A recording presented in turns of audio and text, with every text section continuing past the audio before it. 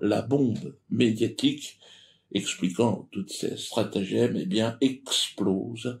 Hein, donc la bombe médiatique appelée Brigitte Macron, donc qui serait un homme. Merde.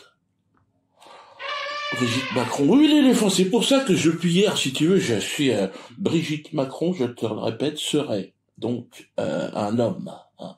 Alors évidemment, Brigitte Macron a immédiatement réagi en se déclarant victime d'un fake news transphobe. Déjà, c'est plus ou moins un aveu. Hein. La première dame, qui, selon certains, serait donc un homme, Michel Trogneux, ce serait son véritable nom, vient de déclarer qu'elle allait porter plainte si si ça continuait encore, parce que tous les médias commencent à raconter, t'es un homme, ma vieille, t'as jamais été une bonne femme. Merde. Alors, si cela devait s'avérer être une véritable information, qu'est-ce qui se passerait? Ben là, ça serait une première mondiale, hein, je pense. Hein. 2 PD à l'Élysée, enfin 2 personnes qui n'auraient pas dit toute la vérité, ça en serait déjà fini d'Emmanuel Macron en politique. Hein.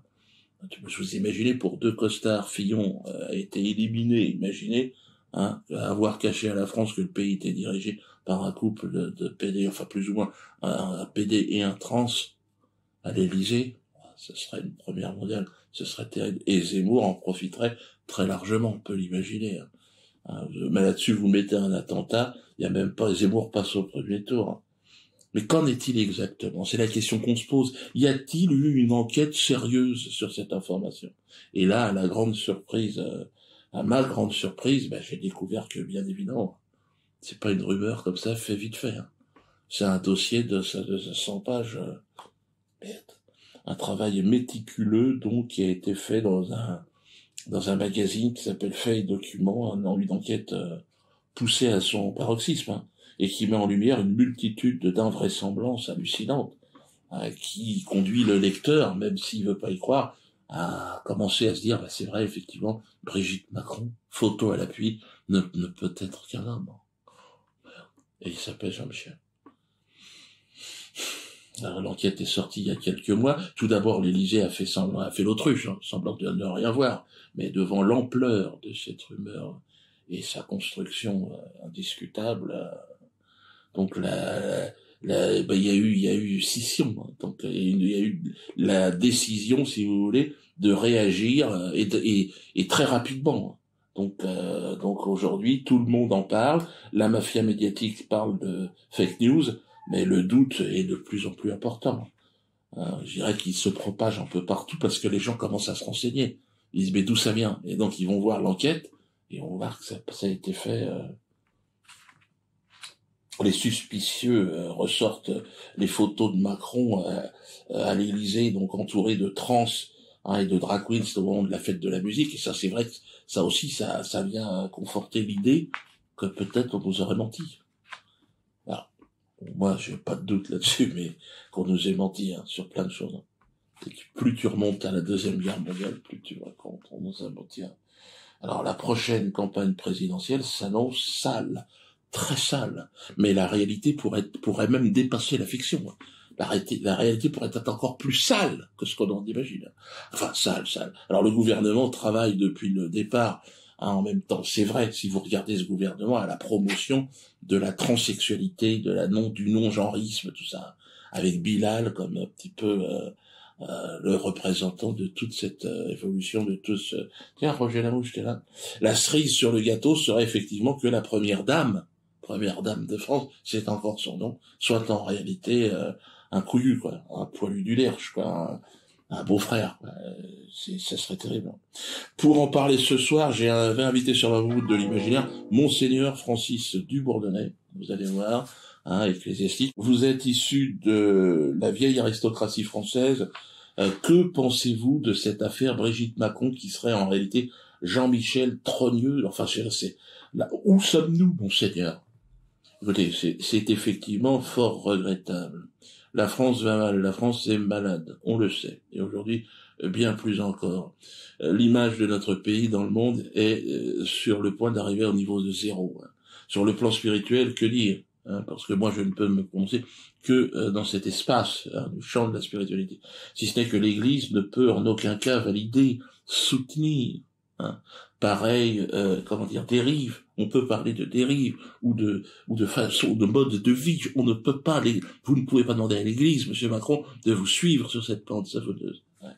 Mais pour vous, plutôt pour l'Église, donc, le fait que Brigitte, donc la première dame de France, soit un homme, cela vous pose un problème au sens moral, mais c'est légal en même temps.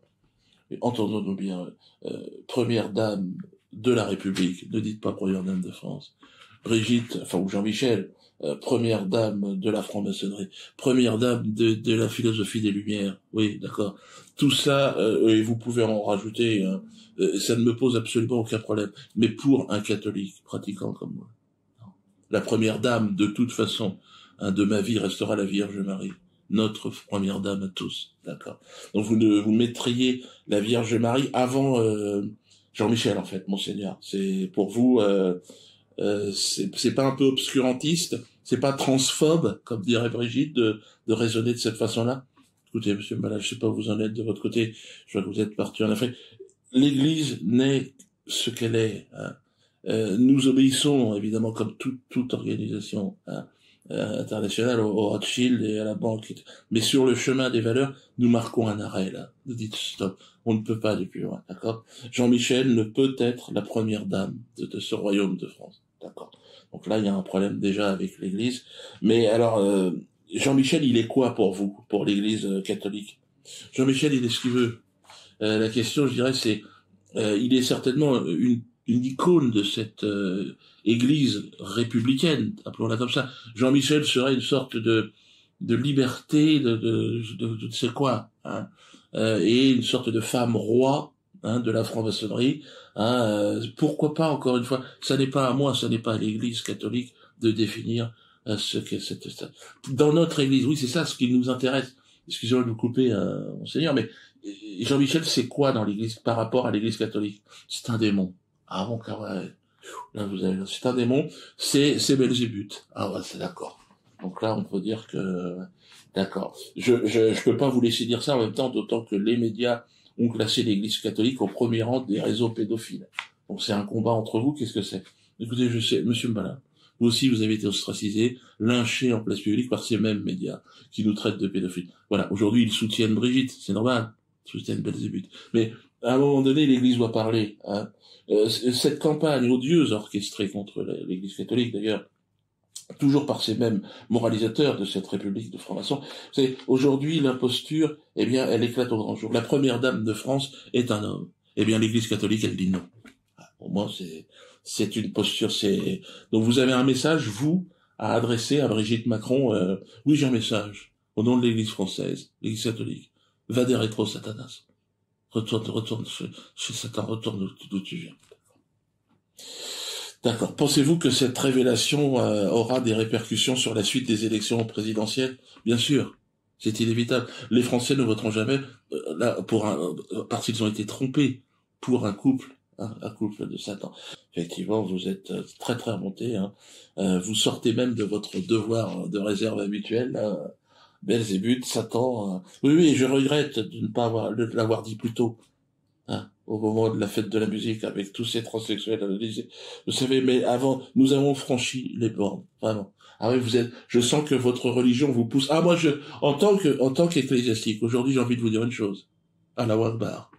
Allahu Akbar, c'est, sur le plan légal, pourtant, rien n'empêche, encore une fois, Brigitte, Jean-Michel, d'être, légalement, elle a le droit d'être la première dame.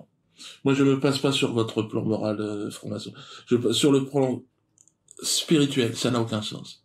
Donc attendez-vous à avoir des curés et des catholiques maintenant qui prennent les armes. Voilà. Merci, Monseigneur, pour justifier. Là, l'éléphant, t'as vu, ça va trop. Donc je vous dis à demain, je pense que cette vidéo est allée trop loin.